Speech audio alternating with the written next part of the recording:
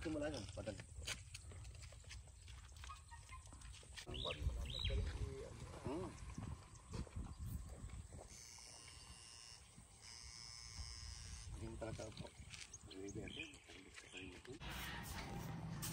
Sige po, basahin mo po muna. Guys, talaga nag-vlog. So guys, it's my first time na bibili ng lupa at ito yung may-ari. So gusto ko lang na merong proof na talagang binigay ko. Wala akong ulan lumawa. Sige po, at meron kami kasulatan dito na talagang binigay ko yung 200,000 sa kabuuan. Ano pa, paunang bayad para dun sa bibiling kong lupa. Okay, so here you go si Mr. Antonio Suba. At pag-issue ng NOTAM sa mga airline na maaapektuhan ng pagsasagawang replacement ng blower ng second year. Tapos halagay na asin. Last o'clock na ito, 8 o'clock po, nag-issue na na-advisory. Pagkatapos po, nag-issue ng NOTAM. Guys, for today's video, pupuntahan na si Jubel dito sa kanyang coffee shop. So, Earlier Coffee. Kasama ni Jubel. Saan siya? Hanggang sa may Maligaya, sa bago mag-gigo. Bago mag? May Central. Central, malapit doon. Sige, sige. Okay. Left side. Sige, bye. Jubel! Basta. Di ba nakabukas Okay lang, okay lang. Guys, finally, di ba nakablock pa kami dalawa? Welcome to the Philippines! Yeah, thank you. Sige, Papa. Kahapon lang. I can't believe you're here. Biglaan, alas 5. Ano ba gusto mo? Wala pa alas yan. 5, sabi ko gusto ko umuwi. Alas 11 may flight. Saka umuwi ako. Ay, wow, biglaan. Mura ang flight ng Cebu Pacific. Nasa lang. Wala pa, nag-ayos pa eh. Ang branch ni Jubel. Masala, may branch ka talaga dito. Ano ba to? Parang ano kasi, doon ka sa kabila dito. Wow, iba ka na talaga. Doon ako pumunta. Wala ka doon. Guys, I'm with Jubel right now. So, si Jubel kasi isa sa mga pinaka-close ko talaga na kaibigan. Wow, sa Dubai pa lang and then dito din sa, sa Philippines kasi nagtayo siya ng business. So, at mukhang masaya tayo.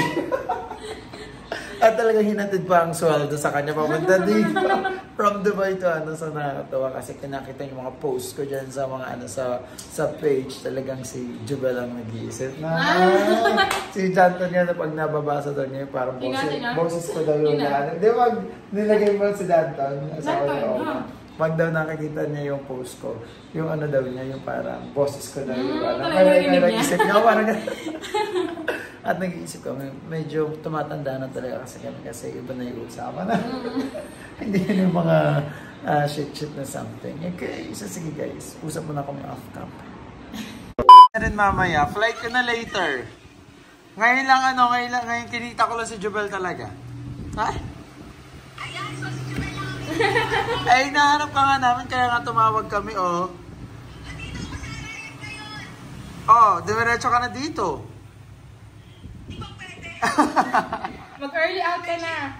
So yun, nagtayo si Jubel ng kanyang bagong pangalan na milk tea, which his name is Isla Tea. Bakit Isla Tea? So parang combination siya ng parang island. So parang ganun yung parang motif, ganun parang island. Kapag umiinom ka, parang, mo yung motto or parang a cup of or a cup of island vibe in the city. Wow. So parang yung goal namin is magtayo ng mga ganyan sa bawat city. So parang, di ba kapag gusto ko namin ipag-feel na pag umiinom ka ng milk tea or ice latte, parang feeling mo nasa island ka. Mashallah. So wala pa kami ligo-ligo ni Jubel. Medyo mainit dito sa labas. At pupunta kami ngayon sa Arayat biglaan kasi si Gladys ay pupunta namin at gagala na kami. Yay! Yun yung gusto ko dito kay Joel. Biglaan talaga Go na tutuloy. Let's go! We're here na sa bus at ayun na biglaan talaga ito. Walang ahit-ahit. Walang ligo-ligo. Wala. Shoot ako na. So, magsisimba kami. Pero nagmura ko. Ay, sorry po. Gladys! Mashallah, naka-channel pa ako. Guys, kasama na namin si Gladys at nandito na kami. So, pupunta tayo sa... Saan tayo punta? Nandito kami sa Pampanga. Pumunta kami sa Angeles, Pampanga para magsimba kay... Apong Nazaren? Yeah, pero hindi ko alam kung saan yun. So that's okay. Apong Mama Kalulu. Apong Mama Kalulu. So, ayun, hindi alam ni Gladys pero siya magdadrive. Mashallah, ako mag-drive. Mag-uwi May lisensya ba? Meron akong license. International? International lang yung UAE. License! Meron na nga. Diba? Pagkasa ko 11,000 na sa license. Pero... 11,000? Dirhams. Sobrang guys, bibili kami dito ng sampalok dahil si Gladys is maglilihi at mahilig sa sampalok at si Kuya, ayan si Kuya.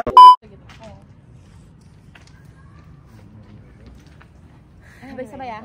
I-voice out na natin? Huwag na natin i-voice out. Oh, sige. Secret lang. Gano'n katagal? Sabay-sabay ah. Pag sinabi ko 1, 2, 3. Okay. O, pray muna. Wait lang. Pag isa lang yata wish. Oo, yun na. Isa lang. Siguro yung pinaka-wish mo ngayon. Sige. Yung parang gusto mong mangyari. Tapos na, isa lang yan. 1, 2, 3.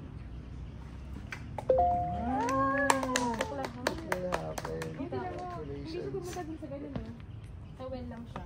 Oo, sa tingin ko mangyayari yung mga wishes natin. Namasok siya sa tubig. Dito sa akin eh. Yung iba umaakyat to. Oo, yung iba. Baka sobrang lakas ng ano nila. Sobrang lakas ng itcha. Okay. So guys, nandito kami ngayon ni Jubel at ni Gladys sa Marquee Mall. At talaga natagtag na kami. Ginutom, ginabi na kami at grabe nakapagod ang biyahe. So thanks kay Gladys. Driver for today. Wala siya. Guys, nagutom na kami at si Gladys talagang lahat in-OR. So lahat in-OR para daw din sa kanyang trabaho is ma-refund lang. Magaling si Gladys. Ayan si Gladys. Nasaan? Ayun, magaling. Ayun na nga guys, si Miss Q, si Miss OR. Ano sabihin nila? So ayan kami, kakain kami dito sa Kenny Rogers na. Nandiyan ko. Nandiyan ko kakainin namin sa Kenny Rogers. Yeah, okay, bye. Hi. Nagkailangan. So guys, talagang natutuwa ako dito kay Miss Percy kasi ahead sila sa amin nung high school. Pagkatapos ngayon nagpabunot si Papa. Hindi yun si George, my God! Ayaw mo masabi. Hindi, pero babawiin niya dun sa dati. Hindi kasi madaming pumunot si Papa sa Papa-Postisa. Pero I'm so blessed dito kay Miss Percy. Mashallah. Thank you po sa guys. Pumunta na kayo dito. Sa kanyang, sa kanyang ano tawag dito sa kanyang clinic. Mashallah. Sige po, thank you. Bye. Ba't binibig deal, di ba? Oo, saka.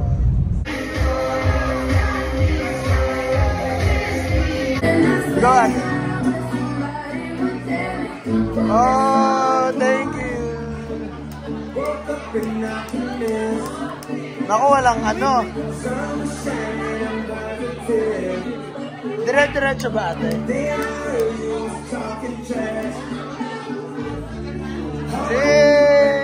Huwag ko ba kay Casey tatig? Bakit